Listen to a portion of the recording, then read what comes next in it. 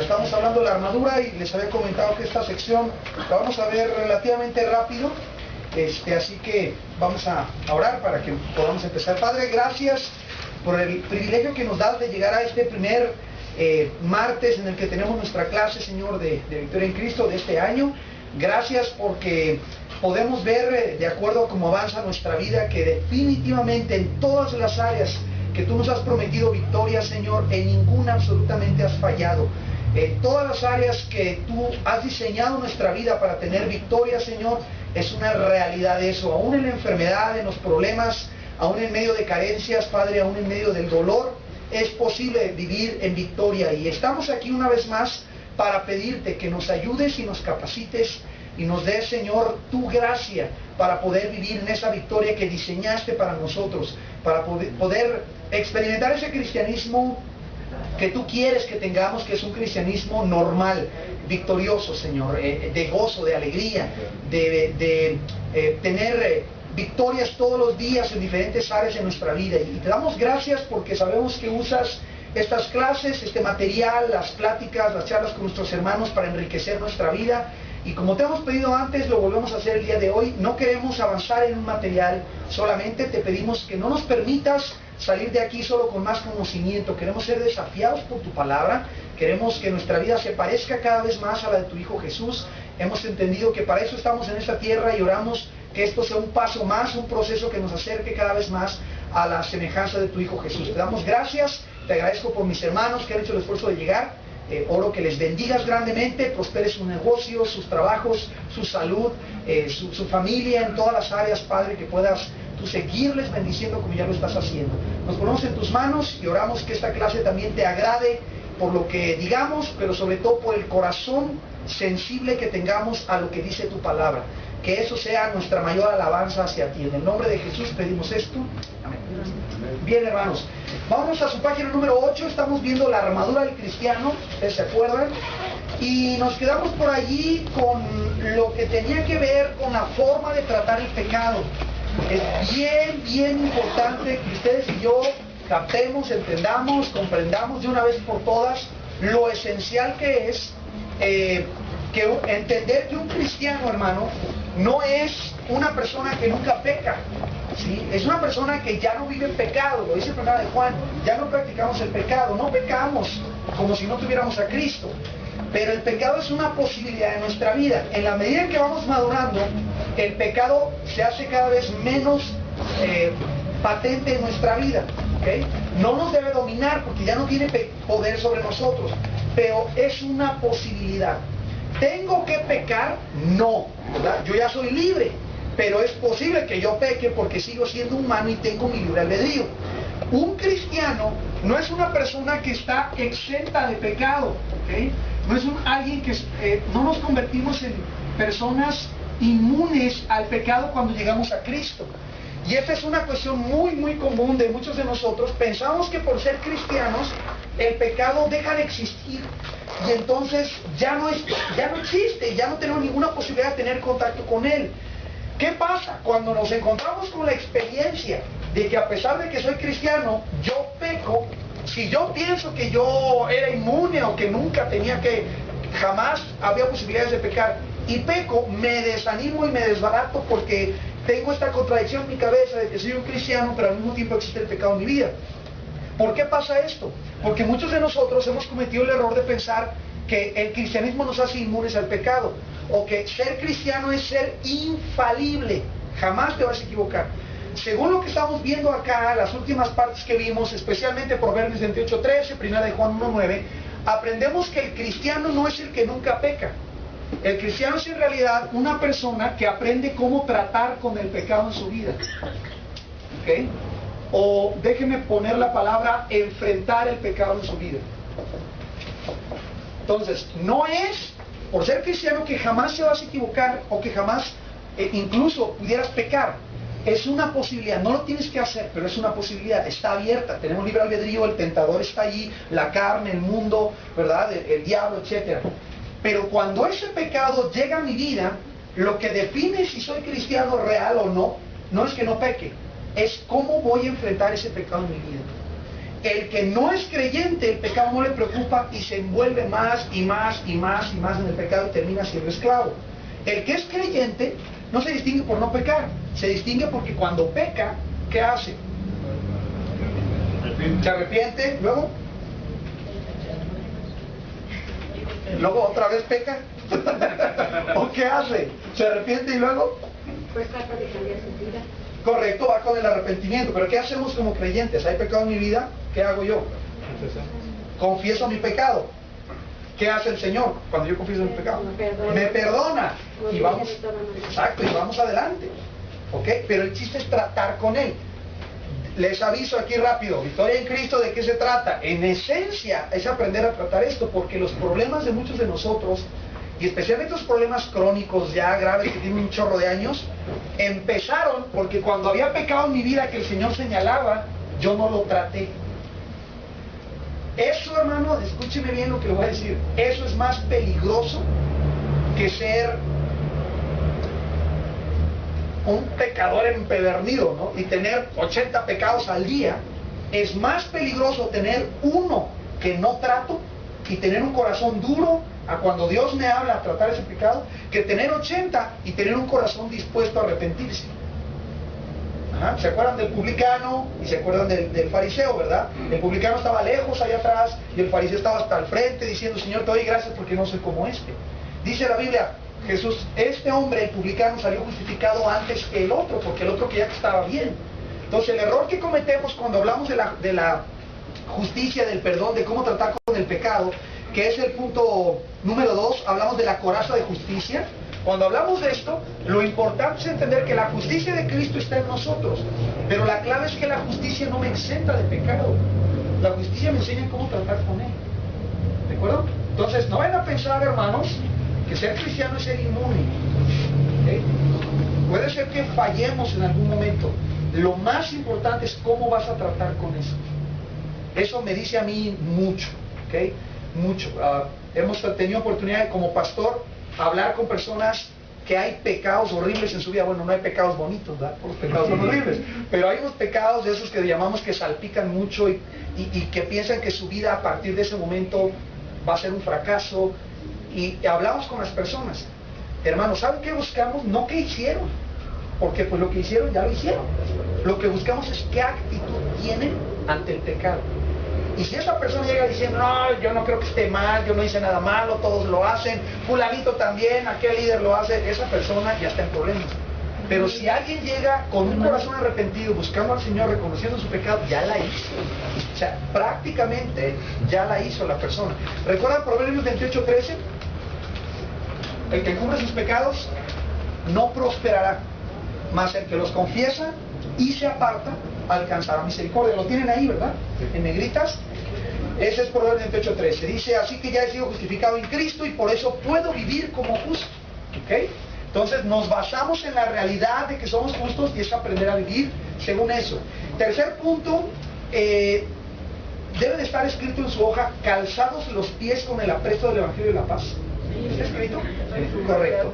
Dice enseguida: por estar en la familia de Dios, justificado por la fe, salvo, perdonado, yo tengo ahora paz con Dios. Sabemos que el diablo es señor de confusión, pero nosotros podemos tener la paz de Cristo. Vamos a ver Colosenses rápidamente, 3:15, que es la cita que tienen ahí.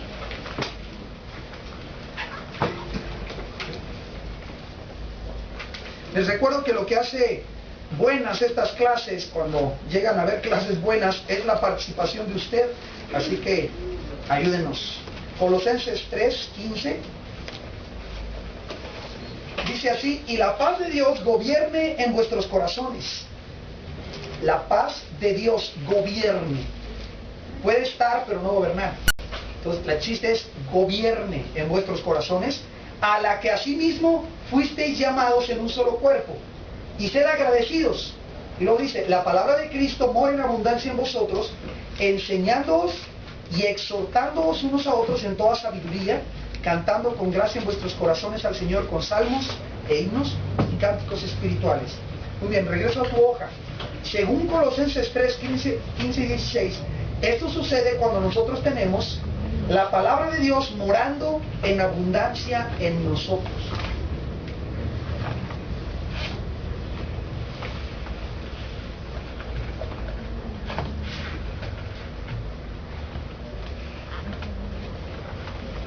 La palabra de Dios morando en abundancia en nosotros.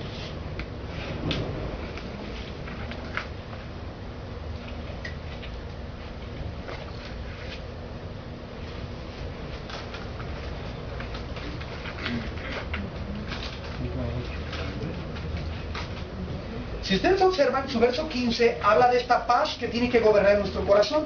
El verso 16 habla de cómo es posible que eso suceda, porque esa paz viene del contexto de un cuerpo, según el verso 15 que acabamos de leer. El verso 16 habla de que como creyentes, para que eso suceda, la palabra de Dios tiene que estar morando en nuestra vida constantemente. Es decir, puesto de otra forma, si yo llego a tu casa y tú me abres las puertas de tu casa y me invitas a comer o a platicar o lo que sea, pero yo no llevo la palabra, tú eres cristiano y yo soy cristiano, pero yo no llevo la palabra en mi corazón, ni tú la tienes, vamos a salir de pleito. Vamos a salir de pleito, a menos que seamos súper amigazazos o hermanos o primos y que a fuerza tengamos que estar bien porque somos primos, ¿no? Pero si no, hermano, vamos a salir de pleito, porque lo que hace, piénsalo, lo que hace la paz entre todos nosotros, que somos tan diferentes, es la palabra de Cristo. ¿Aquí cuántos le van a los Chivas? Bueno, dos valientes. ¿Cuántos le van a los Pumas? 3 valientes, ya le vi su gorra, no voy a decir otra cosa. No voy a decir Chivas porque lo perderían. Mira, si viéramos los equipos nada más, eso es factor de división. Si habláramos de qué estado de la república eres, puede ser que haya aquí 5 personas del mismo estado, y haya 3, o el partido político, o el color que prefieres, o sea, hay muchos factores de desunión.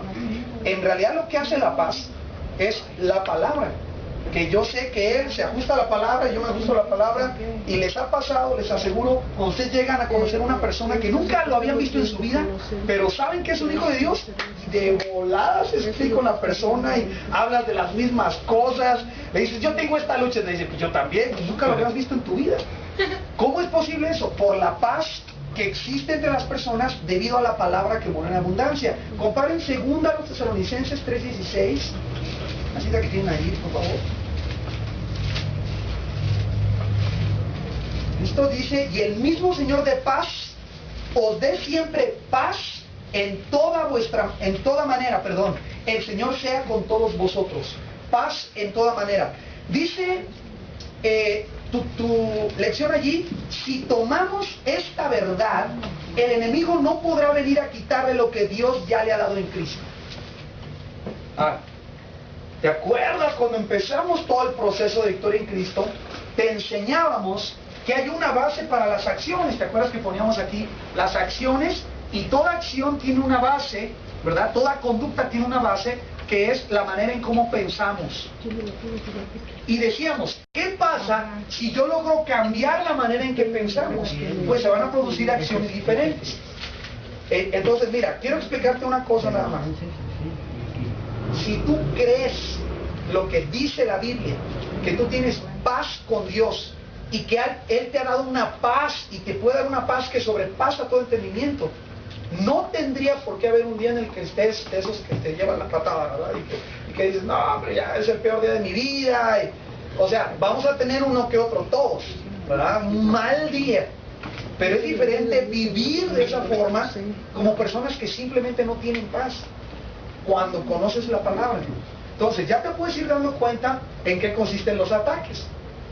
Si te pones a pensar, a ver, quiero que ustedes me digan, si Dios me ha dado a mí su paz, y es una paz que sobrepasa todo entendimiento, es una paz que dice aquí en toda forma, en toda manera, es una paz perfecta, y Dios ya me la dio, yo estoy bien con Él. ¿El diablo en realidad me puede quitar eso? O sea, ¿puede venir el diablo y hacer que Dios se enoje conmigo y ya no me quiera? Él no puede hacer eso. O sea, si se pone a pensar, el diablo no puede venir a robar, así robar de, no, dámela, no, yo soy más fuerte que tú, y quitarte la paz. Cuando uno de nosotros pierde la paz o no está en paz, el problema es cómo estamos pensando. Y en algún punto te vas a dar cuenta que es por no creer lo que la Biblia dice que ya hizo. Dijimos hace un rato, ¿qué es la justicia? ¿Qué es aprender a vivir de esta forma? Bueno, es aprender a vivir creyendo que Dios ya me hizo justo. Entonces, como ya me hizo justo, yo voy a vivir de esa forma. Si soy justo en Él, no me debo de portar de esta forma. No es portarme de esta forma para llegar a ser justo. Es que la Biblia dice que yo estoy justificado por la fe, y como eso lo dice la Biblia, y yo lo creo, voy a vivir de esa forma. Lo mismo en la paz. ¿Okay? Es lo mismo. Y esta tiene muchas aplicaciones que creo que ustedes pudieran encontrar, muchas aplicaciones prácticas. Lo último que leímos, vuelvo a leerlo: si tomamos esta verdad, el enemigo no podrá venir a quitarle lo que Dios ya le ha dado en Cristo. Es de usted en Cristo. Entonces lo que tenemos que aprender es a vivir creyendo lo que dice la palabra. ¿Okay? No, les doy un comentario rápido. La paz de Dios, la paz con Dios, no es esta idea extraña de decir todo está bien, todo está bien, todo está bien, todo está bien, no pasa nada, no pasa nada. Y sí pasa, ¿no? O sea, no es este optimismo raro, ¿no? De que te cortas y no me corté, no me corté, no me corté, no me corté, todo está bien. Eso, no me duele, no me duele. Eso es un engaño. O sea, no estamos hablando de eso, no es negar la realidad, es al contrario, es juzgar lo que me está pasando y mis experiencias a la luz de lo que dice la palabra. Piénsalo, si tengo paz con Dios, ¿qué puede estar mal? Puede haber cosas que te agüitan, puede haber cosas que te entristecen, pero de decir, no hombre, mundo horrible, cruel, no sé si me explico. Ese ya es otra onda. Y el problema es cuando hay personas que realmente viven así. O sea, viven deprimidos, viven sin esperanza, viven sin paz en su corazón. Y repito, pues no es negar lo que nos sucede, pero es entender que las cosas que nos suceden pueden ser vistas a la luz de lo que enseña la Escritura, ¿no? Esa es la diferencia. Me muevo rápido, hermanos, perdón, ahí dice tomar el escudo de la fe, que es el siguiente elemento de la armadura. Y bueno, viene la definición de fe de Hebreos 11. Dice, Hebreos 11:1 nos dice que la fe es la certeza de lo que se espera, la convicción de lo que no se ve. Dice la hoja. Básicamente, fe es lo que tú crees en cuanto a Dios y su palabra.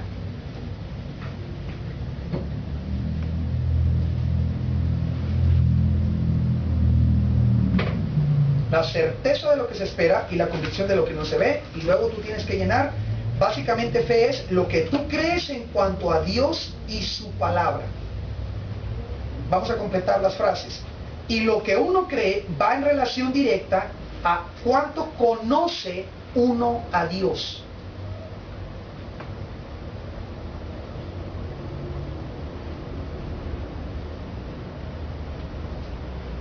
Muy bien.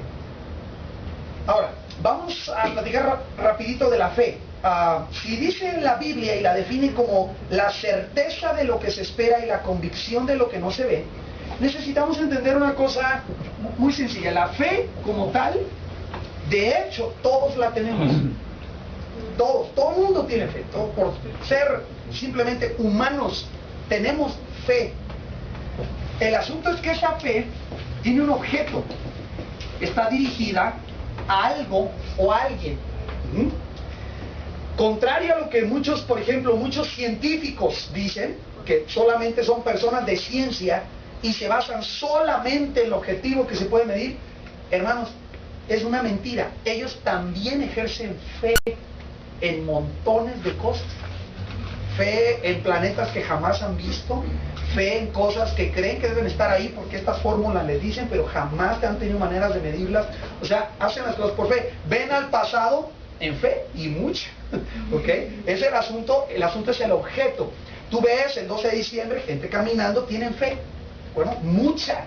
O sea, tienen una certeza de lo que se espera y una convicción de lo que no se ve. Eso es fe. El punto en la Biblia no es la fe que uno tenga, hermano. De hecho, la Biblia no está tanto interesada en que usted tenga una fe grandota. La Biblia está interesada en dónde está poniendo su fe. ¿Cuál es el objeto de su fe? Ese es el punto. Si tu fe es bien grande, pero está puesta en Baal, vas al infierno con todo y tu fe grande. Pero vas al infierno. Si tu fe, dice Jesús, es como un grano de mostaza y está puesta en Dios, Él tiene el poder de mover montañas. ¿cierto? Pero sí está puesta en Él. Ahora, ahí es donde a muchos les gusta el truco. Dice, si te fue fuera como un grano de mostaza, tú le puedes decir al monte y piensan que ellos son Dios. Y como tienen una fe así, pues yo le dije al monte y no se mueve. Pues no eres Dios. Pero si esa fe chiquita, así como un grano de mostaza, una ajonjolí, ¿no? Tú la pones en Dios, hermano, cuenta, porque ese Dios es poderoso. Pero si así sea una fe de un tamaño de una sandía y la pones en este plumón, no sirve de nada, está muerta, no sirve. Entonces la clave es el objeto de la fe. Para un cristiano, puesto en pocas palabras, ustedes lo acaban de escribir, ¿qué es nuestra fe? Ustedes escribieron lo que tú crees en cuanto a Dios y su palabra. Ahora, deténgase un poquitito, por favor, a pensar en eso. Un poquito, piense usted, ¿quién es Dios? ¿Cómo es Dios? ¿Cómo? Es una pregunta muy general, obvio. ¿Es bueno? ¿Es sabio o no? ¿Es malo? ¿Es berrinchudo? ¿Tiene sed de sangre? ¿Quiere la muerte? ¿Quiere la vida? ¿Y por qué hago estas preguntas? Porque aquí estamos viendo dos cosas que están relacionadas. Es lo que un cristiano cree en cuanto a Dios, pero muy importante en cuanto a su palabra.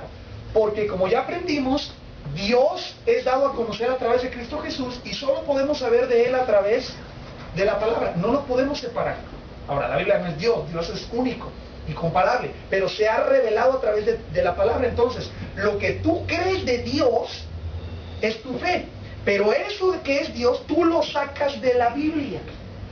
Entonces se reduce a lo que crees de la Biblia. Por eso es tan importante, hermano, que entendamos que la fe que tenemos tiene un objeto, va a dirigir a algo, pero también tiene una raíz o un fundamento, sale de algún lado. Entonces, diciembre, estas personas caminando allí con una virgen, un cuadro, ¿de dónde sacan eso? ¿De dónde? Ayúdenme ustedes. Es fe, ya dijimos, ¿no? ¿O no es fe?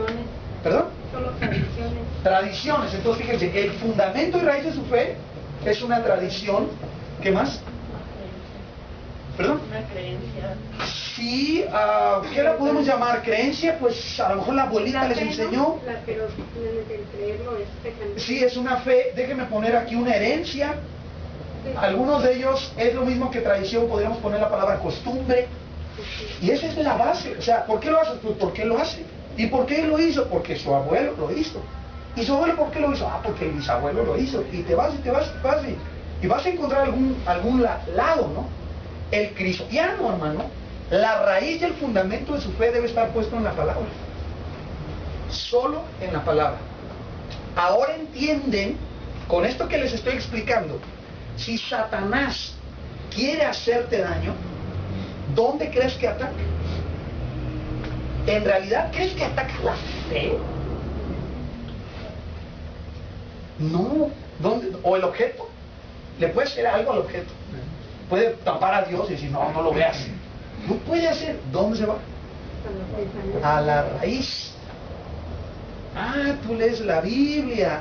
Pues a ver, ¿qué se me hace que esta historia? Pues no. Y lo que dice JJ Benítez, como decíamos, ¿verdad? Y el Código Da Vinci, y es que no has visto esta película. Meter duda. ¿Cómo atacó a Adán y Eva? La primera cosa que les dijo con que Dios os ha dicho es minar la autoridad, el fundamento, la raíz. Les había explicado ya esto, ¿verdad? Que vamos a estar regresando siempre al asunto del fundamento de la raíz.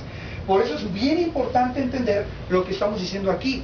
Para un cristiano la fe es lo que cree de Dios y lo que cree de la palabra, porque de ahí viene lo que creemos de Dios. Entonces, vamos a hacer una prueba rápida. Según lo que aprendes en la Escritura, Dios, ese Dios único que existe, ¿es bueno o es malo? Así, general. Es justo. Bueno, justo es otro término, y podríamos hablar horas de todos los atributos de Dios. La idea que tenemos de la Biblia es que Dios es justo, Dios es bueno. ¿Qué pasa cuando esa raíz que me dice que Dios es bueno y yo la creo y tengo esta fe en un objeto que es Dios? ¿Qué pasa cuando esa fe de que Dios es bueno llega a chocar con ciertas experiencias que parecieran decirme lo contrario. No sé si me estoy explicando. Yo sé, porque leo la Biblia, Dios es bueno, pero luego estoy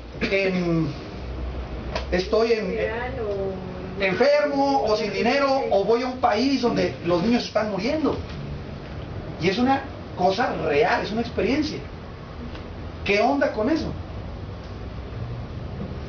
Esto que estoy diciendo aquí, hermano, es lo que determina qué hace o debería ser un cristiano. Tú puedes interpretar tu fe por tus experiencias o evaluar tus experiencias por tu fe. Y eso hace la diferencia radical. No tienes trabajo. ¿Qué quiere decir eso? Muchos lo piensan, pero no se atrevería a decir, ay, es que Dios no me quiere. Pero ya lo pensaron, ya cayó la cabeza acá y, no tengo ahora toda la abundancia que quisiera tener. ¿Qué te dice esa experiencia? O sea, si se fijan, no es la experiencia, es el mensaje que nosotros agarramos de esa experiencia. Ante la misma muerte, ¿no? La muerte. Entonces, para que ustedes vayan viendo incluso cómo pueden ayudar a otra persona. No sé si les ha tocado ir a un funeral de niños. Es de las cosas más tristes que hay. ¿Y sabes qué puede hacer uno como pastor? Ahí va el pastor, ahorita le va a decir, no, olvídalo. Su experiencia le está diciendo que Dios no es bueno. Ahora, sabemos que sí lo es. Entonces, ¿qué tenemos que hacer? Ayudar a la persona, ok, eso te está pasando, es una realidad, pero ¿qué quiere decir? Y hay gente cristiana, hijos de Dios, que por esas experiencias llegan a concluir Dios no es bueno. Por sus experiencias. Aunque la Biblia dice que es bueno, pero sus experiencias dicen que no. Entonces, si te fijas, esto es importantísimo, hermano, importantísimo, porque es donde Satanás ataca. Por eso el creyente, según el punto que estamos viendo aquí, tiene que tomar siempre el escudo de la fe. No es el escudo de la experiencia, es el escudo de la fe. Entonces, ¿cómo voy a defender cuando tengo una experiencia que me cuesta trabajo digerir? Me baso en lo que dice la Escritura. Se lo digo, hermano, porque esto aquí se lo pongo en el pizarrón, ¿sale? Está entendible, espero más o menos, pero que nos caiga el 20 de esto, solo a ustedes les toca. A mí me cayó el 20 cuando yo tengo a mi esposa paralizada y en una cama de hospital. Y todos los años atrás diciendo, Dios es bueno, claro que Dios es bueno. Cuando está eso allí, hermano, o tu hijo está, o perdemos un bebé, la muerte, todo ese tipo de cosas, si aprendes a creer lo que dice la Biblia, vas a volver a decir, Dios es bueno. Oye, pero estás loco, ¿cómo dices eso si acaba de pasar esto? Porque la Biblia lo dice. Cuando no es esto lo principal, no tengo el escudo de la fe, digo Dios es bueno, después el aguinaldo, ¿verdad? Digo Dios no es bueno en la cuesta de enero, y cambia tu doctrina, ¿no? ¿Verdad? El que tiene oídos para oír, y oiga. Entonces, esa es la idea aquí. Tomar el escudo de la fe es decidirte, hermano, a que lo que Dios dice en su palabra es la verdad. Pero mira, yo veo aquí, ¿qué dice Dios en su palabra? ¿Cómo debo ver eso? ¿Cómo debo interpretar eso? ¿Qué es lo que está pasando? ¿Cuál es la situación, verdad? Sí, hermano. Es que yo tengo que aprender entonces de esta manera, aprender a aceptar la voluntad de Dios, sea lo que me pase, bueno o malo, según mi punto de vista. Tengo que aceptar la voluntad de Dios. Sí, en cualquier circunstancia. es correcto, es correcto. Y la clave aquí, hermano, es, sí podemos decir que es aceptar la voluntad de Dios, pero pudiéramos empezar con algo más básico, que es decir, que voy a aceptar que Dios está en control. Si yo soy un hijo de Dios, Dios está en control. Pero déjeme darle un giro a lo que usted está comentando. ¿Qué tal si yo estoy en la cárcel porque estaba predicando el Evangelio? Puedo saber que es la voluntad de Dios, ¿verdad? Y la acepto. Pero ¿qué si estoy en la cárcel porque me cacharon robando? Ahí yo no diría, pues es la voluntad de Dios, me trajiste aquí, Padre, para predicar tu palabra. Ah, que pues tú andabas robando, ¿verdad? La voluntad de la policía. La voluntad del juez. Allí lo que tengo que aceptar es que la Biblia me dice que mis acciones tienen consecuencias. Y lo dice la Escritura. Ahí está el engañado. Fíjese que engaño, ¿no? Porque no cree la Biblia. Que hace mal y quiere cosechar bien. O sea, hello, ¿no? No hay nadie ahí. Es lo chistoso. La Biblia dice, ¿verdad? El alma que pecare, esa morirá. Si sembramos para la carne, segaremos corrupción. Si hay pecado, va a haber consecuencias, va a causar dolor, va a causar muerte. Y ahí tenemos a la gente pecando, buscando cosechar vida. O sea, ¿por qué pasa eso? Por no creer la Escritura. Entonces, el ejemplo que comenta el hermano es muy importante. Si yo estoy aprendiendo quién es Dios, pues voy a aprender que mi Biblia dice que es bueno, me pase lo que me pase. Que es justo, aunque hayan muerto aquellos 18 cuando les cayó una torre encima. ¿Se acuerdan que la Biblia habla de eso? Y andaba en un escándalo ahí. O cuando los niños no tienen que comer en el África, por decir o sea, algo. tantas cosas, ¿no? A mí eso, por ejemplo, cuando me dicen, bueno, si tú crees en ese Dios tan bueno que me dices, ¿por qué deja que los niños se mueran en el África? ¿Por qué deja que haya tantas guerras? Y yo francamente ahí, pues, no sé, ya, tiene razón, ¿verdad? No, es cierto. No, claro, es una pregunta añeja, muy viejita. Se ve la experiencia, se le llama el problema del mal, que es una pregunta donde los filósofos se han quemado las cejas, pero la pregunta es genuina, es muy genuina. Bueno, la respuesta está en la Escritura. ¿Creó Dios así las cosas? ¿Dios las creó así malas? No. No. ¿Quién es el culpable de eso? El hombre. Pero por ejemplo, ahí incluso yo la tengo, ¿no? Todavía. ¿Sí? Incluso la tengo porque, por ejemplo, sigo en el África, ¿no? Sí. Bueno, no vamos tan lejos aquí en México. O incluso, ¿no? Bueno, porque sí hay algo que comer siempre aquí en México, pero en otros países de donde de plano no se puede sembrar nada, no se puede comer nada. Entonces ahí sí a mí incluso también ni siquiera honestamente sé cómo responder esa respuesta. O sea, no sé qué decir ante esa situación, no lo sé. Entonces, ¿sabes? Entiendo, es una pregunta, repito, válida.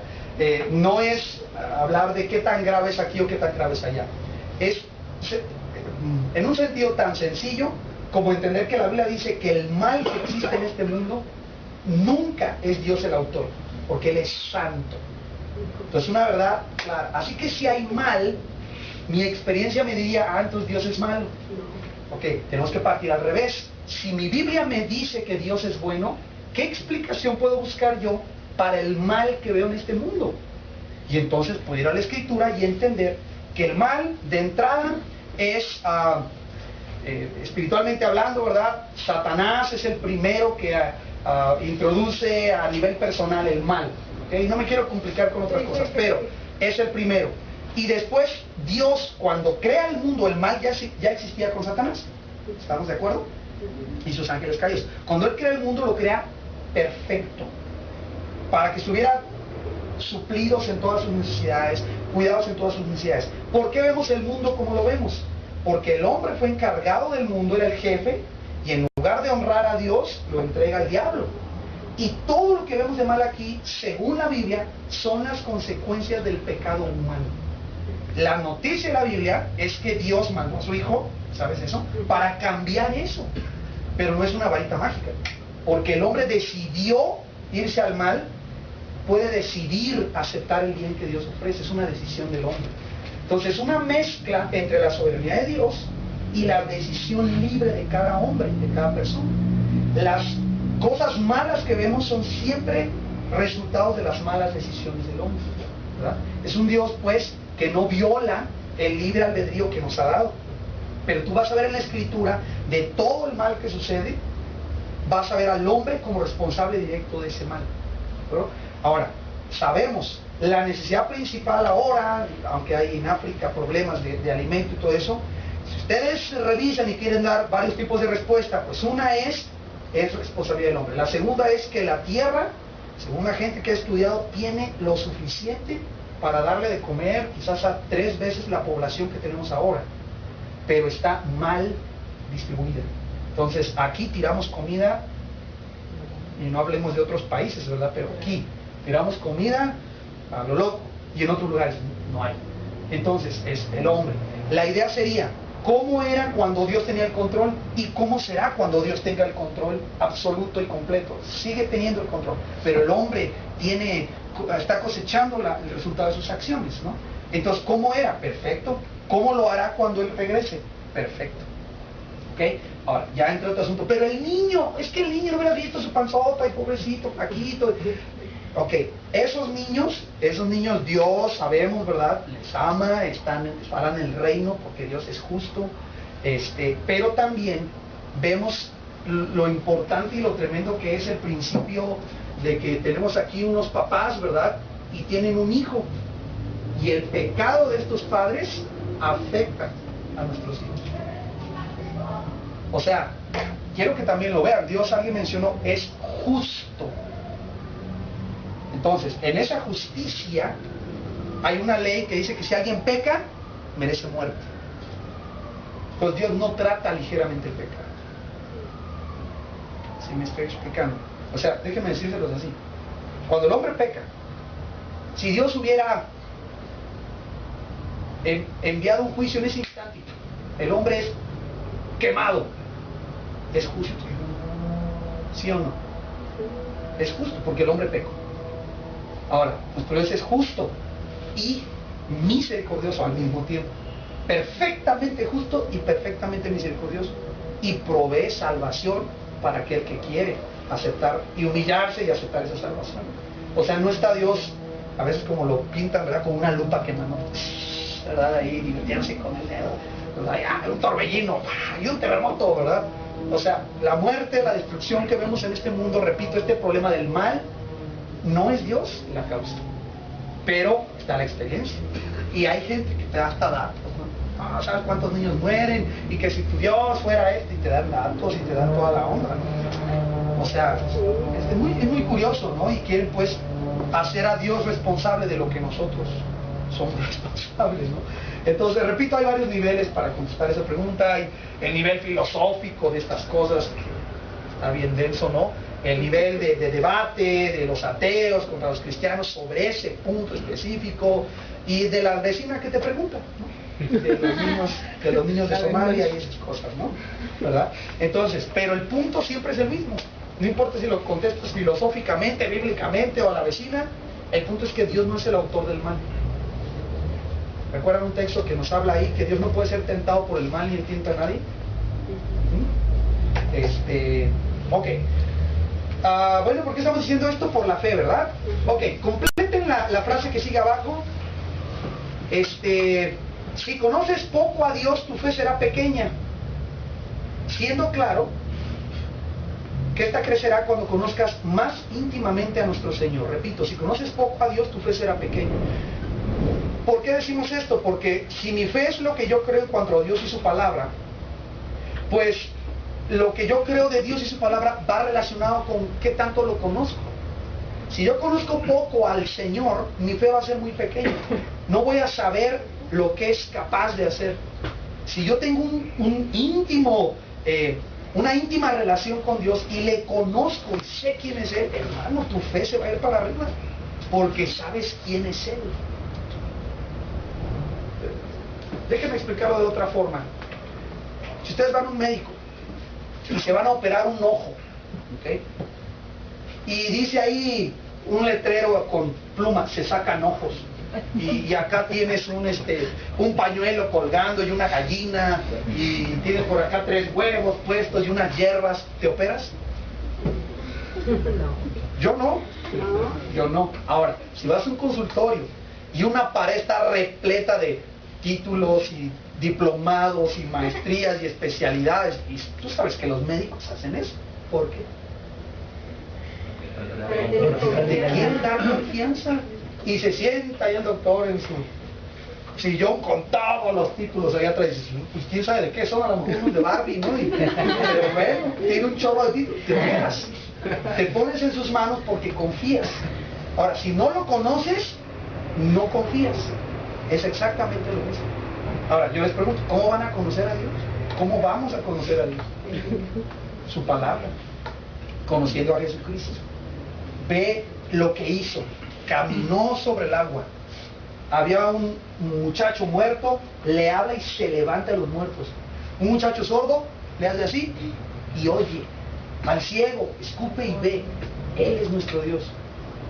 Pero otra vez, si no lo crees, vas a tener problemas serios en tu fe. Y esto va a afectar toda tu vida, porque tú vas a guiarte más por las experiencias.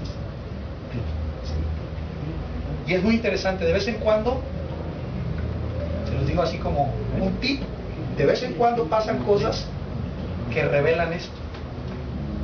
De vez en cuando pasan esos eventos donde están todos, qué fe tan grande tengo, y pasa algo y pum, brota, se revela el asunto de que su fe es una cosita así.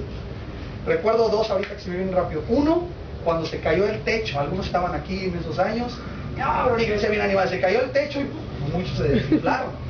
Otra, la influenza.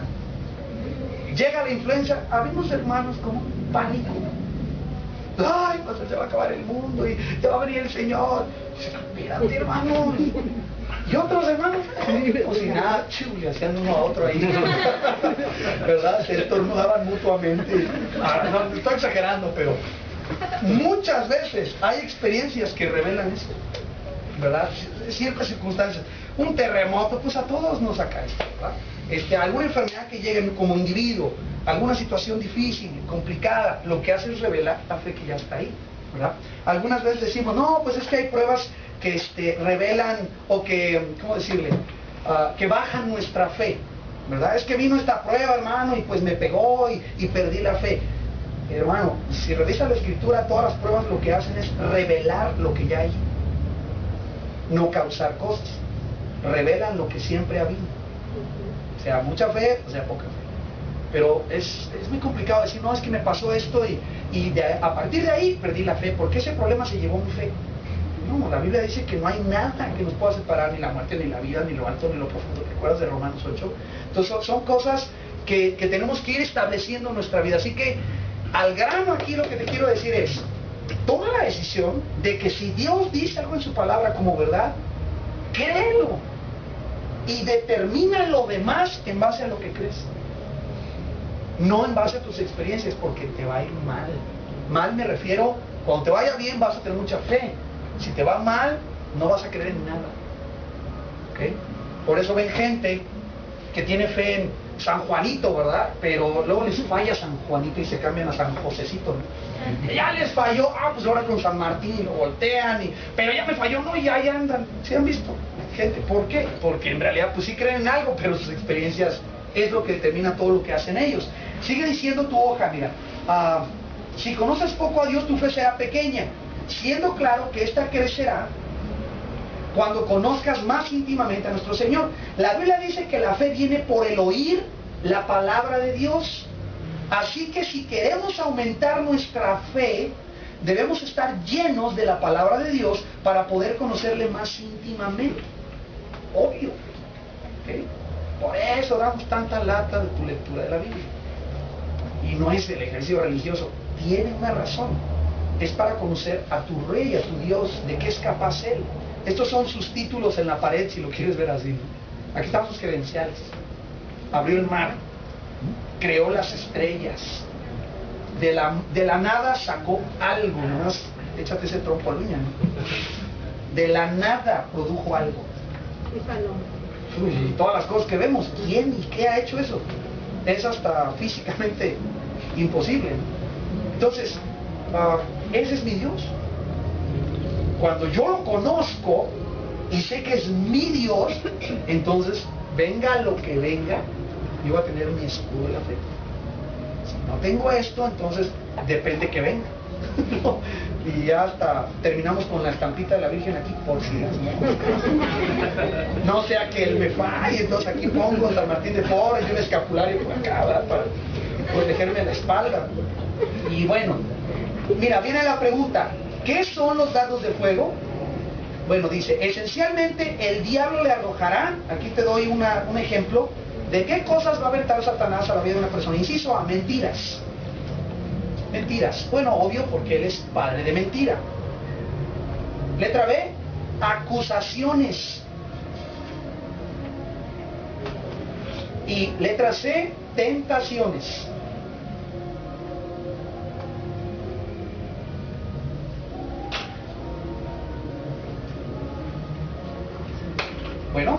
En el ejemplo que mencionaba nuestra hermana Marta, el enemigo quiere venir y decir, Dios no es bueno, mira, porque esto y esto y esto. Es una mentira. Ahora, ¿cómo sé que es una mentira? Porque la Biblia me dice la verdad y sé que Dios es bueno y justo y perfecto. Eso es lo que dice la palabra. Es que la experiencia es una mentira. ¿Okay? El otro ejemplo, acusaciones. Esas no se las tengo que explicar. Creo que todos las hemos experimentado, ¿no? Tú no eres esto o tú hiciste aquello. ¿Cómo vas a hablarle de Cristo a tu vecino si ayer viste una novela, pecador, ¿verdad? ¿Y cómo vas a hacer aquello si no lees la Biblia? Acusaciones. Y el tercero, tentaciones, pues bueno, ya hablamos de esto, son invitaciones a pecar. Ahora, viene la clave aquí.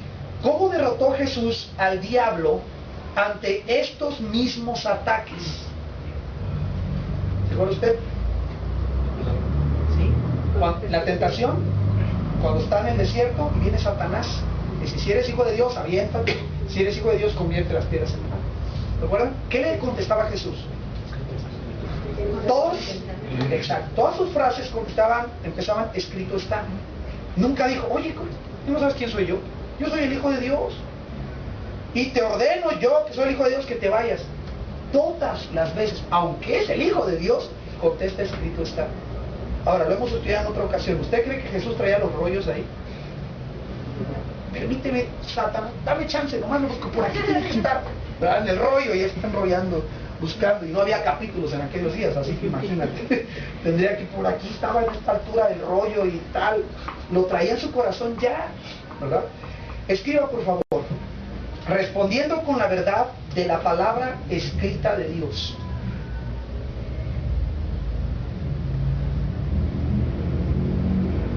Respondiendo con la verdad de la palabra escrita de Dios.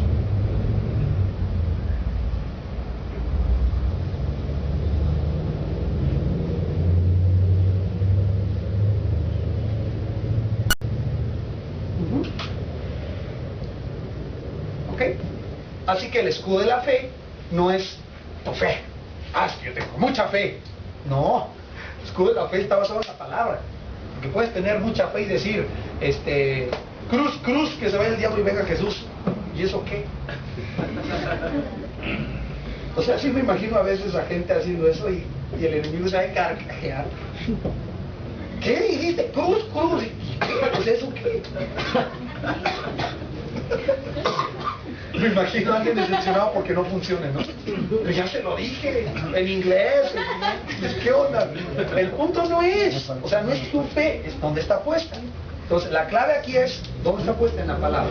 Ahora, quiero que nada más, bueno, ahorita se los digo, déjenme avanzar, y les quiero sugerir algo y a ver ustedes qué piensan. Déjenme continuar. Dice tu hoja, así que cuando venga a tu mente un pensamiento de engaño, una acusación o una tentación, tú puedes resistirlas de frente con la verdad de la palabra de Dios. Ahora está la clave, ¿ok? Con la verdad de la palabra de Dios. No vayas a decir, no, yo puedo más que tú. Únete a los optimistas, o cosas raras, ¿no? Es la palabra lo que produce el efecto, es la verdad de la escritura. Ahora, tampoco es el rezo o la frase, ¿ok? Como si fuera un conjuro. En el nombre de Jesús, esto y esto y esto. Y no lo crees. O sea, es la verdad de la escritura la que te va a defender. Ahora, lo que quiero comentarles, a ver qué opinan ustedes, es que me llama la atención que en los tres lugares donde se nos habla de la tentación de Jesús, se nos dice que Satanás se le presenta. Y lo que vemos es un diálogo. ¿Ok? Están hablando Satanás con Jesús y Jesús le responde. Ahora, según lo que vemos en la Escritura, me da pie a pensar, y sí, o sea, creo, no tengo 100% de seguridad porque el texto no nos lo dice, ¿verdad? Pero opino que Jesús le contestaba a Satanás verbalmente. Le decía. No sé decirle si Satanás a la hora de tentarlo era solo en su mente o escuchaba audiblemente, francamente no sé, fue llevado por el Espíritu al desierto, vino el diablo y le tienta, ok. ¿Cómo Jesús contestaba? Pues veo indicaciones, le dijo, escrito está. Entonces menciona las palabras. ¿Por qué estoy diciéndoles esto? Porque por lo menos ahí sí entra mi experiencia, ¿ok? Por lo menos en mi experiencia, cuando el enemigo llega y empieza, ¿verdad?, a ladrar, a veces yo he tenido que decir verbalmente cosas, ¿verdad? Decir, en el nombre de Jesús te reprendo, ¿no? Y francamente a veces me he sentido raro de que voy en la calle y voy hablando, ¿no? Este está loco, ¿no? Pero hay ocasiones, hermano, en que he tenido que hacerlo.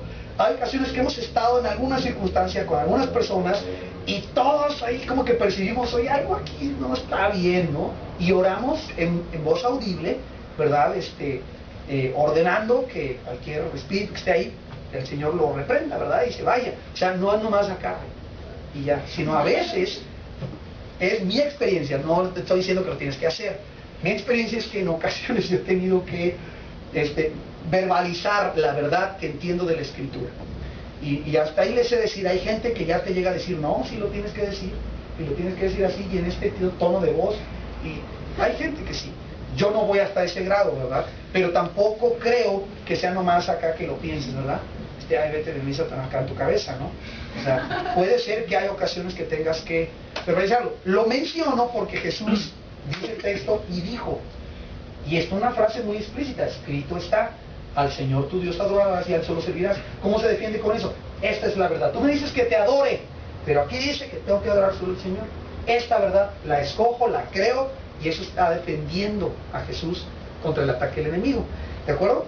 Enseguida, hermano, dice allí, con la verdad de la palabra, con esto tú puedes entender cómo Dios fortalece tu escudo cuando lees diario tu Biblia. Escríbale ahí, por favor. Y vamos a tener un descansito para su café. Lees diario tu Biblia. Escriba enseguida, memorizas algunos versículos. Memorizas algunos versículos. Escuchas un sermón. Participas en un estudio bíblico, etcétera.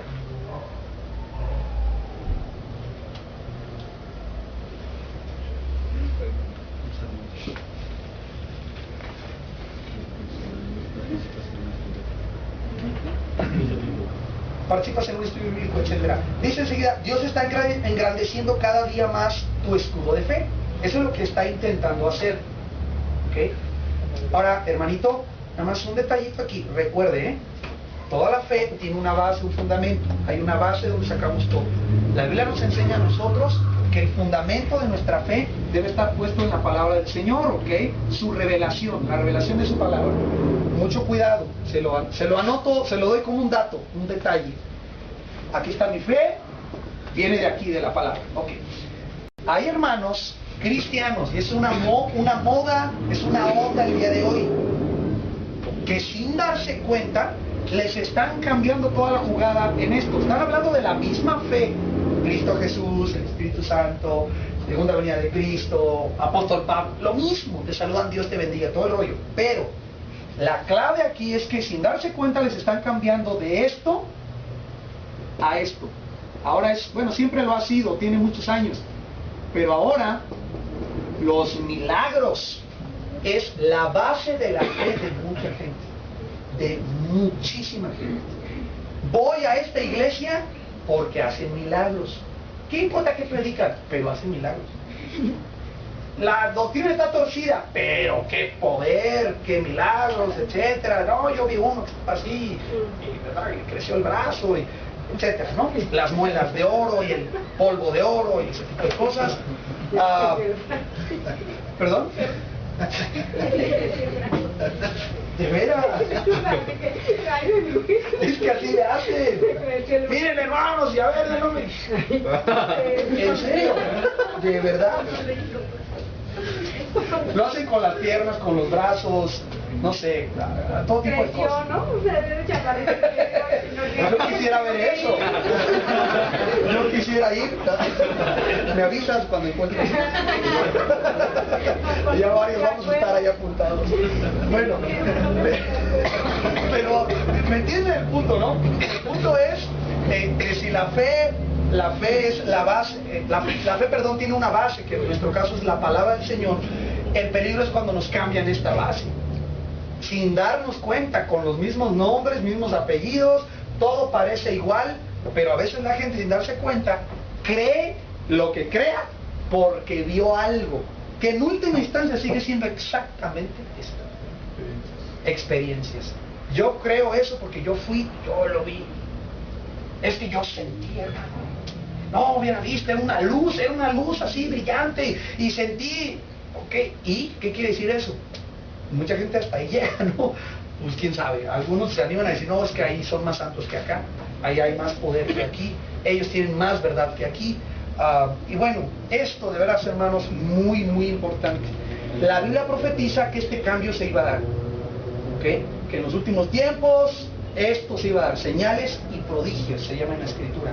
Pero la misma Biblia dice que son señales y prodigios mentirosos. Fíjense, mentirosos.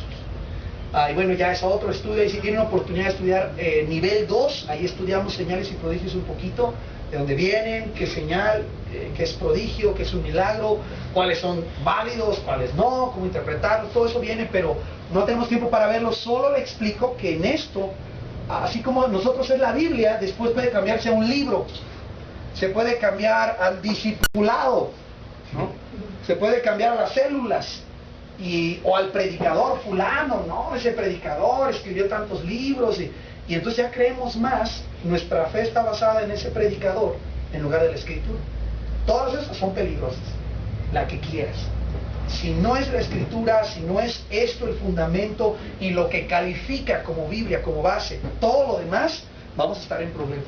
Y hay gente en serio, buenos amigos que yo tengo, incluso pastores, amigos míos, que andan en esta onda y les explico esto en amor, en buena, no lo trato de convencer, pero no les cae el 20. O sea, no les cae el 20, hermano. Simplemente no les cae el 20. Que se abren a un montón de cosas. Una vez abriendo la puerta a uno de esos, pues lo abrimos a cualquier cosa, ¿no? Esto es pues para que piensen sobre el escudo de la fe. Vamos a tener un receso, creo que hay café por ahí. Si alguien quiere donar una rosca de Reyes, no nos enojamos, si pueden. No, pero tomen tiempo, hermanos, vamos a dar 10 minutos para que sirva un café. Ahorita el asunto de la coraza de justicia, el Evangelio de la paz, el escudo de la fe. Vamos al yelmo de la salvación. Dice, una de las verdades fundamentales para resistir a Satanás es la verdad de nuestra salvación. Si tú has aceptado a Cristo como el Salvador de tu alma, debes recordar que tu salvación está segura. Escriba enseguida, por favor, esto. Tu posición en Cristo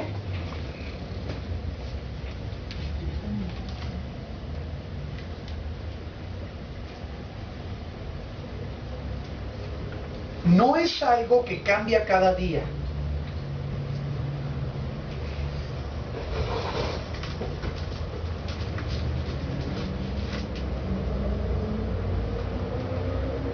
Tu posición en Cristo no es algo que cambia cada día. Dice enseguida, no es algo que viene o se va, o tienes y luego no tienes dependiendo de tu desempeño. Estamos hablando de la salvación, ser salvo. Debes creer la verdad de que Cristo te ha librado de la potestad de las tinieblas y te ha trasladado al reino de su amado Hijo, según Colosenses capítulo 1. Otra vez, esta verdad es otra de esas cosas que es esencial, ¿okay? No la debes de soltar por nada. Tienes que entender que la Escritura enseña que si tú aceptas, crees, has confiado en Jesús como aquel que salva tu alma, hermano, la Biblia dice, promete, asegura que tú has sido cambiado de un reino que pertenecía a las tinieblas y has sido trasladado al reino de su amado Hijo, que tienes vida eterna, que eres salvo, que eres hijo de Dios, que estás adoptado. De hecho, yo la considero una de las verdades que más terminas usando al final del día. O sea, más. Hay muchas verdades, ¿verdad?, que de las que te tomas dependiendo del ataque, ¿no? Pero esta Todos los días tienes que estar yendo a la Escritura y creyendo lo que Dios dice respecto a que tú eres su hijo. Porque hace una diferencia enorme, ¿no? Cómo te portas, cómo hablas, cómo reaccionas. Cuando la regaste, cómo vas a tratar con ese pecado, depende de eso. ¿Ok? Es esencial. Dice Satanás, no tiene ningún derecho legítimo sobre nosotros. Es importante que entiendan la palabra legítimo. ¿Ok? Si yo hago una transacción con Víctor sobre su bicicleta y firmamos un papel, tengo derecho legítimo sobre esa bicicleta. Soy propietario de. Cuando tú viniste a Cristo, Satanás perdió el derecho legítimo a tu vida. No tiene derecho. El derecho le pertenece a Jesucristo, que dice la Escritura que nos compró. ¿Recuerdan? ¿Cuánto costamos? Su sangre preciosa, ¿verdad? Eso costamos y nos compró. Entonces, el derecho legítimo sobre mi vida lo tiene Jesucristo, cuando yo soy salvo. Así que el yelmo de nuestra posición en Cristo nos asegura la victoria sobre Satán. Lo mismo. Ya te di ejemplos de cómo el escudo de la fe funciona. Hablamos de la coraza de justicia acerca de tratar el pecado. En el aspecto de la salvación, hermano, mira, quizás yo no lo sé explicar bien, no hay mucho que te pueda decir, pero si tú eres salvo, si tú eres hijo de Dios, tú me entiendes este punto, porque es lo, ¿qué decirte? Lo más esencial que tenemos. Lo más esencial. Puedo no ser predicador, hermano, puedo tener un matrimonio a lo mejor que no funciona como debe, no voy a ser lo inteligente que debo ser, mi boca no siempre dice lo que hay en mi corazón, a veces hay otra cosa, o ando mal. Pero hermano, lo que nadie puede tocar es el hecho de que soy hijo de Dios. Soy hijo de Dios. Y así, pase lo que pase, el Señor es mi Padre. Y me ha adoptado. ¿Me explico? Se puede acabar aquí lo que sea y puedo fracasar en muchas áreas en mi vida, quizás, pero soy hijo de Dios. Y por ese hecho hay muchas verdades alrededor de ese hecho central. Que Dios me ama, me ha hecho su hijo, como me ama me disciplina cuando yo peco, ¿verdad? Como me ama me provee, como hablábamos hace un momento, es mi Padre. Entonces, mucho más, si se fijan, es mucho más que una fe en que Dios es bueno, ¿no? Una cosa es decir, Dios es bueno, misericordioso, santo, perfecto. Y otra cosa es decir que ese Dios bueno, santo, misericordioso y perfecto es tu papá. Hace toda la diferencia del mundo. Que para nosotros, Él, ese Dios del que habla la Biblia, es mi papá. Y me ama. O sea, por eso les explico. Al final del día, cuando vas aprendiendo estas cosas, la verdad a la que siempre regresas es eso. O sea, yo no sé, pero mi papá me quiere mucho. Y sí, la regaca, pero mi jefe me quiere mucho. Y mi padre siempre va a estar ahí conmigo. Y esa verdad es esencial. No les puedo explicar cómo la uses. Nada más sé que es esencial. Pues no, es lo que somos hijos de Dios. Y si el enemigo te toma en esa, te engaña en esa verdad, te puede engañar en muchas otras, ¿verdad? Porque todas las demás brotan de hecho de ahí. ¿De acuerdo? Muy bien. Vamos a la que sigue, que es la espada del Espíritu. Bueno, aquí hacemos un cambio, un ligero cambio. Dice la espada del Espíritu, que es la palabra de Dios. La espada es la parte ofensiva en nuestra armadura. Dice, con ella atacamos, tomamos la ofensiva, ganamos terreno. Si recuerdan la armadura, todas las otras partes son defensivas, aunque la espada también es para defenderse, pero es la única parte de la armadura que se describe, la única parte que se usa para atacar, la espada.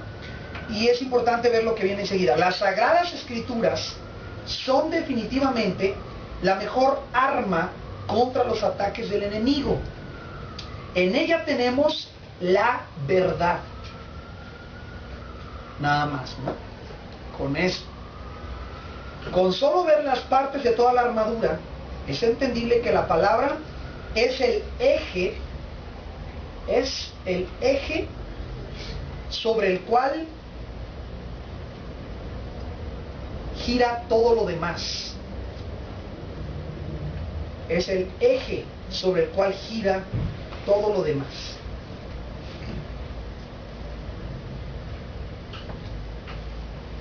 Muy bien, vamos a revisar Mateo, del que hablamos hace un momento, pero aquí sí lo vamos a checar.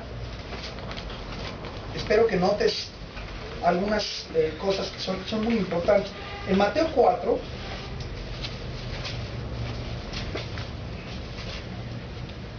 lo vamos a leer, hermanos. Fíjense bien. Entonces, Jesús fue llevado por el Espíritu al desierto, Espíritu con mayúscula, para ser tentado por el diablo. Ese es el propósito. Y después de haber ayunado 40 días y 40 noches, tuvo hambre, y vino a él el tentador, y le dijo: si eres hijo de Dios, di que estas piedras se conviertan en pan. Él, por eso les comentaba de la parte verbal, respondió. Así dice, él respondió y dijo: escrito está, no solo de pan vivirá el hombre, sino de toda palabra que sale de la boca de Dios. Entonces el diablo le llevó a la santa ciudad y le puso sobre el pináculo del templo y le dijo: si eres hijo de Dios, échate abajo. Pero noten, en este caso el diablo también le cita la Biblia, porque escrito está, eso lo está diciendo el diablo, escrito está: a sus ángeles mandará cerca de ti y en sus manos te sostendrán para que no tropieces con tu pie en piedra. Jesús le dijo: escrito está también. ¿Ya se fijaron? Eso es muy importante. Eso nos enseña hasta cómo usar la espada. Se están peleando. Sí, ¿verdad? El enemigo saca la espada también y dice: ¿quieres citar Biblia? Pues cita la Biblia. Pero aprendemos un principio muy importante. Tú no puedes agarrar cualquier versículo y arrancarlo y decir: aquí dice. ¿Qué dice todo el consejo de Dios? Sí dice eso, pero también dice eso, ¿verdad? Y lo hemos hablado muchas veces. Hay que confiar en Dios, pero si alguien no trabaja, que no coma. La misma Biblia dice eso. ¿Ok? Entonces, van a notar, se le llama tensión teológica, que la Escritura tiene la verdad de que Dios es justo, justiciero, y es misericordioso, ¿verdad? Es amor y santidad, es perdón, y es un Dios que recompensa la maldad, dice la Biblia, hasta la tercera y cuarta generación de los que le aborrecen, y es la misma Escritura. Bueno, Jesús contesta: escrito está también, no tentarás al Señor tu Dios. Otra vez le llevó el diablo a un monte muy alto y le mostró todos los reinos del mundo y la gloria de ellos. Y le dijo: todo esto te daré si postrado me adorares. Entonces Jesús le dijo: vete, Satanás, porque escrito está, al Señor tu Dios adorarás y a Él solo servirás. Y el diablo entonces le dejó, y aquí vinieron ángeles y le servían. Ahora, lo que quiero que note, por favor, de este relato que tenemos, es algo muy importante. En todos los casos que estamos viendo aquí, cuando hay esta lucha, como ya mencionaba, que están peleando ahí, en realidad, cuando Jesús echa mano de la Escritura, no está citando frases bíblicas para asustar al diablo. O sea, esta frase, cuando Jesús la dice, no es una frase sin sentido para él. Pues ahí por ahí habla la Biblia de que no solo pan vivirá el hombre. Lo que está haciendo Jesús es poner su fe en ese objeto que es la verdad. Y él se está defendiendo porque está escogiendo creer la verdad y actuar en base a esa verdad, en lugar de creer la mentira que Satanás le propone y actuar en base a esa mentira. Es clave que entendamos esto, súper importante, hermano. ¿Por qué? Si no entendemos esto, nosotros nos vamos a concentrar acá en nuestro accionar, en nuestro actuar. Y lo que esto causa es que cuando viene la tentación y nosotros estamos preocupados por no hacerlo, en lugar de cambiar nuestra forma de pensar, ¿qué sucede?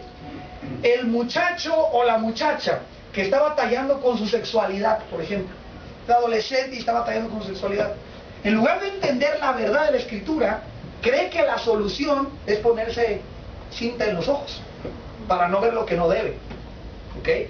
El que habla mal y dice majaderías y todo ello, en lugar de concentrarse en la verdad que debe creer, pues está concentrado en pensar que lo que le va a ayudar es ponerse una cinta, porque su enfoque está acá. ¿Qué estamos diciendo? Cuando el enemigo tienta a Jesús y le dice, bueno, si tú eres hijo de Dios, pues a ver, dile a esas piedras que se conviertan en pan, o no eres hijo de Dios, o no tendrás el poder, y tienes hambre. La tentación es, en base a una mentira, que puede usar su poder para su propio beneficio, actúa en base a eso. Si Jesús se hubiera concentrado en el actuar, hermano, ¿qué pudo haber hecho Jesús? Piensa, si se hubiera concentrado aquí, ¿qué solución pudiera haber pensado Jesús? ¿Alguna idea? Presumir de lo que él era, ¿no? Cediendo, en este caso. Pero pudo haber dicho, bueno, no voy a convertir las piedras en pan, pero aquí hago unos peces y se los come. Que a final de cuentas hubiera sido el mismo problema. Porque está enfocado aquí. Pero como él no se enfoca en el actuar, sino se enfoca en la verdad de la palabra, actúa en base a la verdad que escoge creer. La verdad de que la Biblia dice que es más esencial obedecer a Dios que comer. Eso quiere decir no solo de pan vivir el hombre, sino de la palabra que sale de Dios, de la boca del Señor. Es más importante obedecerle que comer. Escoge esa verdad y actúa en base a eso. ¿Sí me explico? O sea, el asunto no era la piedra, el asunto no era el pan, el asunto era la tentación a desobedecer a Dios y depender de sus propias fuerzas. Ese es el punto aquí. Entonces, hasta en las tentaciones, la otra que ustedes ven ahí, le enseña todos los reinos del mundo. Dice, si tú postrado me adoras, yo te los voy a entregar. ¿Qué tentación es? Pues es ser rey, ¿verdad? Tener poder, tener reconocimiento. Jesús pudo haber en ese momento dicho, no, no quiero lo tuyo, y hacerse uno a él. ¿No? ¿O no podría? Claro. Dios, el punto no es ese. El punto no es los reinos, el punto es la desobediencia. ¿Qué dice la Escritura? La Escritura dice, según lo que contesta Jesús, el único que debe ser adorado es Dios. El punto no es reinos. El punto es mi adoración, mi obediencia. Entonces, vuelvo a este asunto para explicarle que el cristiano tiene que ser sabio para que al usar la palabra entienda en qué áreas debe estar luchando para vencer alguna tentación. Vamos a suponer el ejemplo de la hermana o la familia que al esposo le pagan cada quincena, ¿verdad? El 15 y el 30, y entonces el día 10 al 5 es una bronca en la casa porque ya no hay dinero. ¿Cuál será el verdadero problema ahí? ¿El dinero? ¿De veras será el dinero el problema? ¿Cómo puede llegar Satanás el día 11 en esa familia? Piensen, a ver, ¿qué podría hacer el enemigo?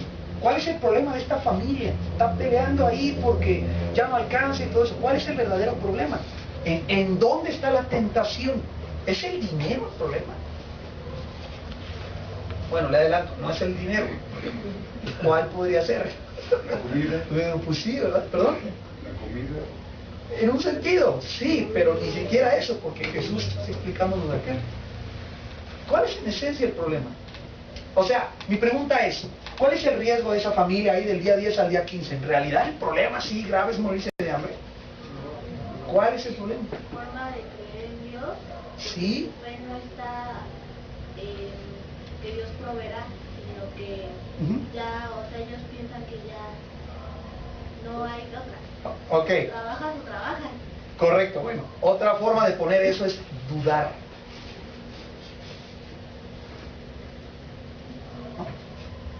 ¿O sí?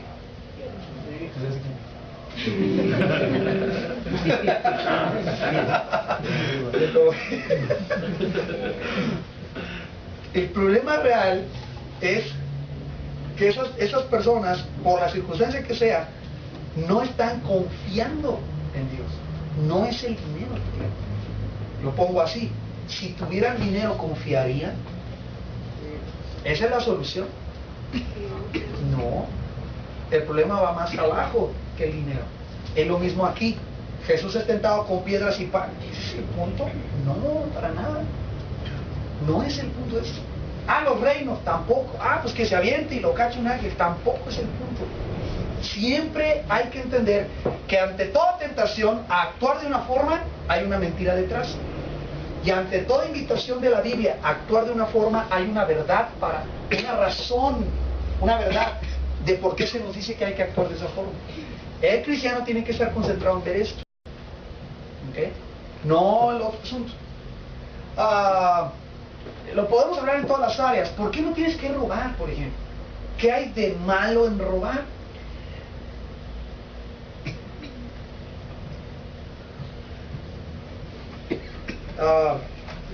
No sé si mis preguntas son muy confusas o...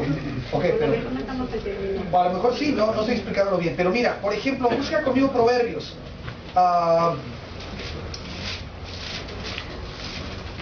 Hay un pensamiento en Proverbios que refleja eso que estoy preguntando. Proverbios 30.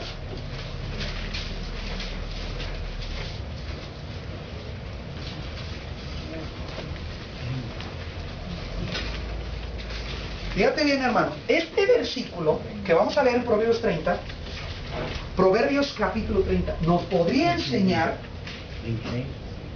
que el asunto no es si tienes mucho o si tienes poco. Aunque tú digas, no, hermano, es que yo ando mal porque ahorita no tengo dinero. O sea, no ese es el punto.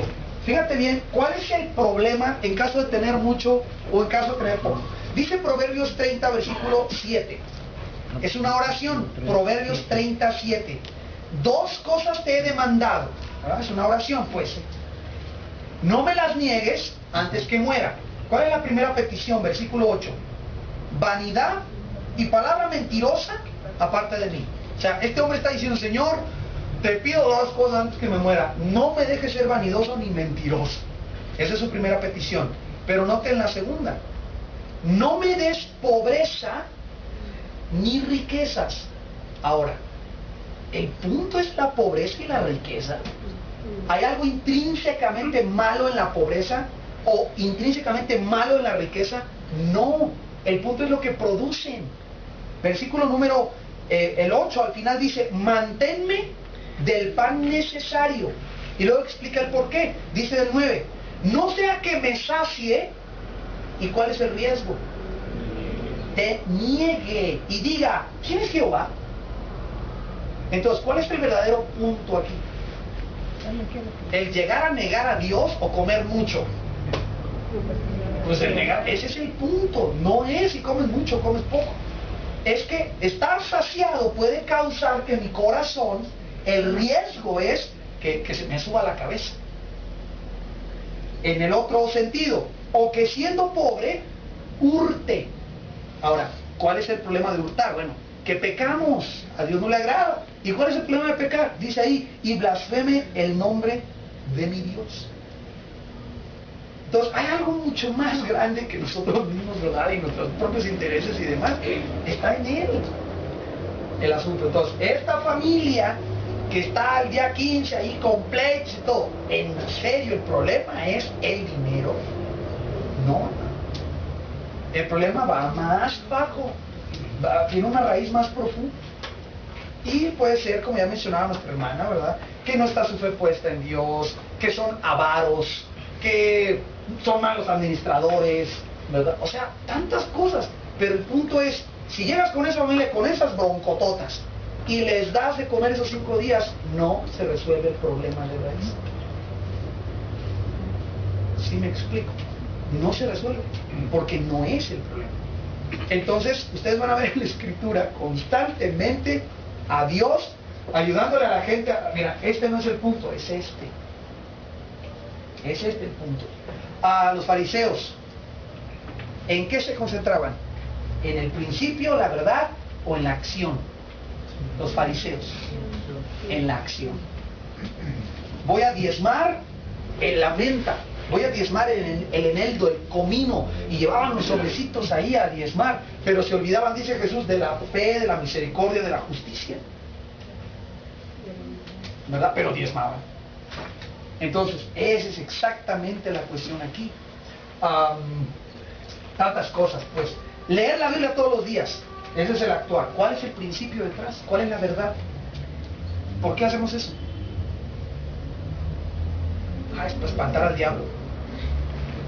¿Por qué hacemos eso? Porque tenemos que fortalecer nuestra fe, porque conozco a Dios de esa forma, sé cómo es, cómo habla, cómo actúa, sé qué piensa Dios. Es la razón. Si yo leo ahora y me estoy durmiendo y ya pasé 3 páginas y ya, pues sí, estoy actuando sobre eso, pero el punto central está perdido. Entonces ustedes vez tras vez en la Escritura a Jesús siempre ayudándonos a decir, mira, es que este no es el punto es este. Es que esta no es el asunto es este. Llevan a la mujer y, Señor, la sorprendimos en adulterio, la ley dice que hay que apedrearla, ¿tú qué dices? Y los lleva a este punto. A ver, el que ustedes tenga, ¿verdad?, esté libre de pecado, tire la roca, la primerita, y todo el mundo se va. ¿Qué punto enseña ahí? ¿Verdad? Un ciego es sanado, ¿verdad? Ahí está la acción de Jesús. ¿Qué quiere decir? Ustedes están ciegos, yo soy la luz del mundo. Esa es la verdad que quiere enseñarnos.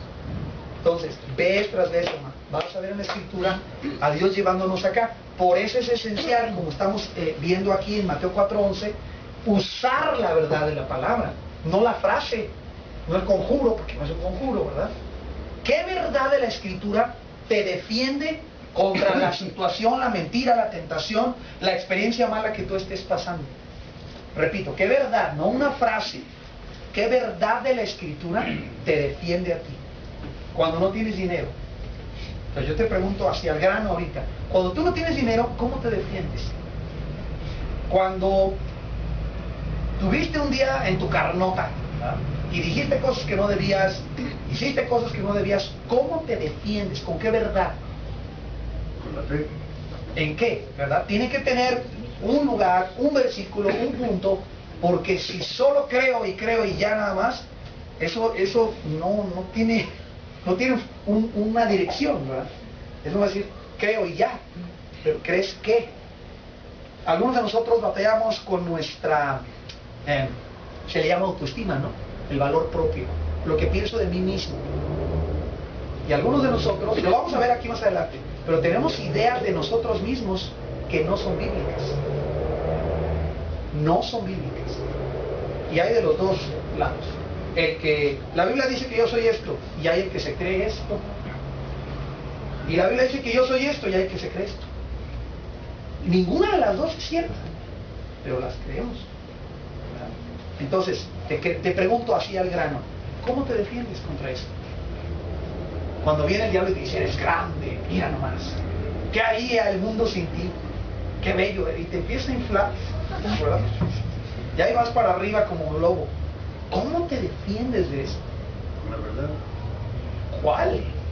Todos, el punto es correcto, el punto es que yo tengo que tener una verdad en la Escritura que me enseñe la verdad acerca de eso, o sea, la verdad en contraste con esa mentira específica. Si el diablo dice que yo soy muy grande o que soy un gusano, ¿qué me dice la Escritura?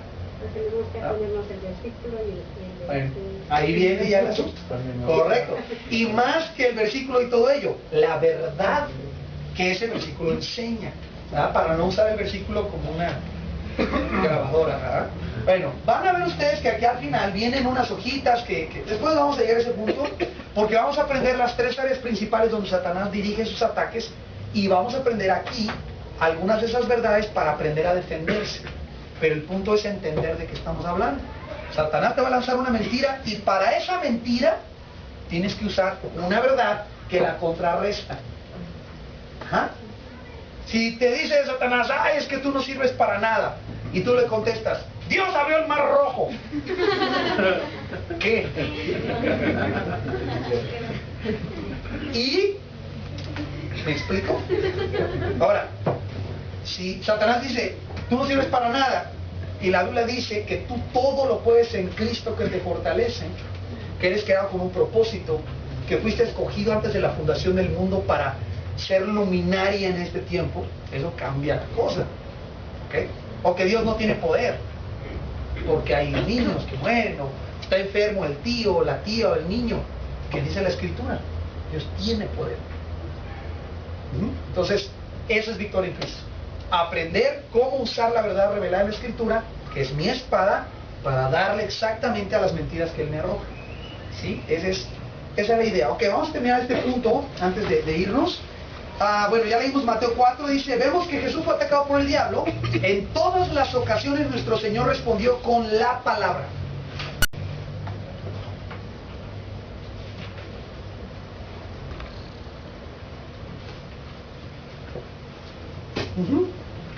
O sea, decía, escrito está, muy importante. Un cristiano sin la palabra de Dios en su vida, subráyelo, en su vida, es increíblemente vulnerable a los ataques de Satanás.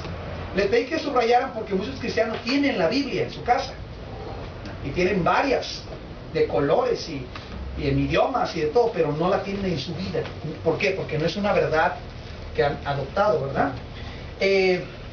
Y esas personas son vulnerables. Hay un aspecto interesante que debemos considerar aquí. Notemos que Jesús usó su voz al resistir al demonio, que es lo que estábamos comentando. Dice, lo mismo hizo en Mateo 16:23. Quiero que lo chequen. Lo habíamos mencionado hace un ratito. ¿Alguien me puede ayudar a leer Mateo 16:23? Pero él volviéndose dijo a Pedro, quítate delante de mí, Satanás, me eres tropiezo porque no pones la mira en las cosas de Dios sino en las de los hombres. Correcto. Ahora lo hizo audible. ¿Por qué hizo esto? Dice, pues porque el diablo no tiene la capacidad de saber qué es lo que estamos pensando. Creo que aquí en algún momento se preguntó eso, ¿verdad? Sí. Si el diablo podía saber nuestros pensamientos, y tenemos indicaciones en la Escritura que no, porque no es omnisciente. Bueno, ahí se explica, solo Dios es omnisciente, que todo lo sabe, así que parte de la estrategia para resistir al enemigo es usar la palabra de Dios hablada. Hablada. Bueno, aquí entra la sugerencia de la que te hablaba hace un ratito. Inténtalo. Algunos ya saben de qué estoy hablando y saben que eso les ha ayudado y funciona. Algunos a lo mejor no, porque les da pena, ¿verdad? ¿Y qué van a decir? Y, bueno, hazlo. Recuerda, no es, si tú eres tentado a fumar, no agarres y te pongas a insultar al cigarro. ¿Ok? ¡Ay, cochino cigarro! Y en el nombre es cuando viene acá la idea. Ya cuando estás con el cigarro, ya perdiste. Ya no tienes que estar haciendo nada ahí. Es cuando está acá. ¡Ay, un cigarrito, ¿verdad? Y ay, el otro, y que no me funcionó el parche, ni el chicle, ni el otro, ni hacer chambritas y todo ese rollo. ¿Qué hago, verdad? Ahí es cuando tienes que usar la verdad de la Escritura, de que Dios te da paz, de que Dios te da victoria, para vencer la mentira específica de que lo necesitas. No estás completo, etcétera. Tienes que hacerlo. Bueno, usas una verdad específica, ¿ok? Pero el punto es, a veces tenemos que, o sea, no está mal que tú verbalices, insisto, no es la frase, ¿verdad?, que desaparece ahí al enemigo, es el hecho de que yo escojo creer la verdad, ¿ok? Pero vemos alguna indicación en la Escritura de que varias ocasiones se verbalizaba, pues se hablaba. Bueno, dice aquí la conclusión. Hasta lo que hemos visto aquí podríamos resumir la armadura en esta frase nada más, la verdad, la cual encontramos en la palabra de Dios, la Biblia, las Escrituras. Tu armadura ya está lista, solo tienes que tomarla todos los días, ¿verdad? Primera de los Tesalonicenses 5:18 y terminamos con 5:8, gracias, sí es cierto. A ver. Si alguien me ayuda a leerlo. Pero nosotros que somos del Ajá. día, seamos sobrios, Sí. habiéndonos vestido con la coraza de fe y de amor y con la esperanza de salvación como yermo. Exactamente, habiéndonos vestido coraza de fe y amor, esperanza de salvación como yelmo. Muy bien, correcto. Así que mira, somos atacados, el enemigo ataca a los cristianos, ya lo vimos, y tú tienes para defenderte una armadura. La armadura básicamente se compone de la verdad. ¿Y de dónde agarramos la verdad? De la Escritura. Ya discutimos en algún momento eso, lo hablamos. Si no es de la Biblia, ¿de dónde? ¿Verdad? ¿De dónde? Tiene que haber algún lugar. Creemos los cristianos, pensamos, creemos, la Biblia nos lo enseña, Dios nos lo enseña, que Dios habló por su Hijo Jesús. Y creemos que el testimonio fiel de lo que hizo y dijo Jesús está en la Biblia. ¿Ok? Si encontráramos, y lo digo con mucho cuidado, si encontráramos otro testimonio, ¿verdad?, de Dios más perfecto que este, amén. Pero esto es lo que sabemos por la historia, por el estudio, por los profetas, por las señales, por las confirmaciones, que es lo que Dios nos dejó para enseñarnos que hizo Jesucristo. Y Él es la fuente de la verdad, ¿verdad? Porque es la revelación de Dios. Es por eso que tenemos esta idea de que Dios es la fuente de la verdad, pero ¿dónde está esa verdad? En su Hijo Jesús. ¿Dónde está? ¿Cómo sabemos lo que hizo Jesús? Por las Escrituras. Por eso se habla del fundamento de los apóstoles y profetas, siendo la principal piedra del ángulo Jesucristo mismo. ¿Okay? Ahora ven, porque muchas iglesias, nosotros no lo hicimos, no hay una razón en particular, pero muchas iglesias se llaman Iglesia X Bíblica, o Iglesia Bíblica y otras cosas, ¿verdad? Iglesia Bautista Bíblica, Metodista Bíblica, Pentecostés Bíblica, Iglesia Bíblica, algunos nada más se llaman así, Cristiana Bíblica, Bíblica Cristiana, y tiene toda una serie de ensaladas ahí con sus nombres, ¿verdad? Bueno, la indicación es esa, es un nombre que significa la Biblia con fundamento y raíz de nuestra fe. De acuerdo, ¿alguna pregunta hasta aquí? La siguiente semana, primero Dios, vamos a cambiar el tema, vamos a entrar a unas nuevas cosas ya más específico con el asunto de la guerra espiritual, pero quiero saber si a usted tiene alguna duda, alguna pregunta.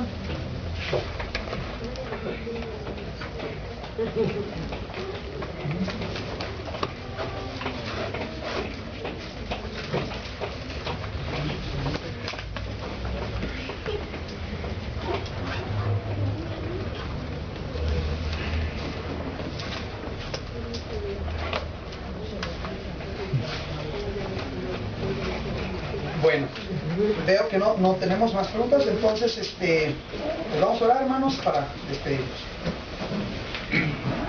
Padre, gracias por tu amor, gracias por tus cuidados, gracias porque como aprendemos el día de hoy, Señor, tu verdad está allí, revelada, clara, pero aunque es clarísima, yo tengo que tomar la decisión de si te creo. Y en última instancia eso hace la diferencia, Señor. Oro que todos los que estamos aquí podamos salir de este lugar en esta noche, especialmente en esta noche, entendiendo que tú eres verdadero, nunca mientes. Y tu palabra es tan perfecta que aunque el cielo y la tierra pasen, tu palabra va a permanecer, Señor. Es eterna, es perfecta. Nos la has dejado a nosotros en nuestro idioma, podemos confiar en lo que nos dices en ella, Señor. Y oro que en este día tomemos la determinación a partir de hoy de creerte todo lo que dices en tu palabra, Señor, y entender que al tomar esa verdad en mi vida me defiendo contra las mentiras que el enemigo me está aventando todos los días, y que en esencia en esto consiste la victoria, Señor. En esto consiste vivir siempre gozosos, siempre en paz, siempre victoriosos, aún en medio de las experiencias que nos puedan indicar lo contrario. Que podamos salir de aquí, Señor, viviendo lo que dice tu palabra, que por fe andamos, no por vista, y que entendamos que mi vida puede ser normal y regulada por lo que dice tu palabra, o puedo ser quizás como una pelotita movido y aventado por las experiencias. Y oro que todos los que estamos aquí podamos entender que simplemente podemos decidir creerte o también decidir no hacerlo. Así que oro que tu Espíritu nos ayude, nos constriña, nos redarguya a entender que el problema nunca ha sido tu verdad, nunca ha sido tu palabra, sino nuestros corazones, que a veces son muy duros. Y por ello oramos que nos ayudes a entender el valor que tiene dedicarnos a leer tu palabra para conocerte más. Al conocerte más seguro, Señor, confiaremos en ti, te creeremos y nuestra fe aumentará, Señor, y podremos vivir de acuerdo a nuestra fe, no de acuerdo a lo que el mundo enseña. Así que te damos las gracias porque nos estás enseñando pasos concretos para la victoria. No nos dejes echarlos en saco roto, olvidarlos o solo haber llenado la hoja. Que de verdad suceda un cambio en mi vida. Esa es mi oración, Padre, y sé que la de mis hermanos también. Lo pedimos solo por los méritos del Rey Jesucristo, Señor. Amén.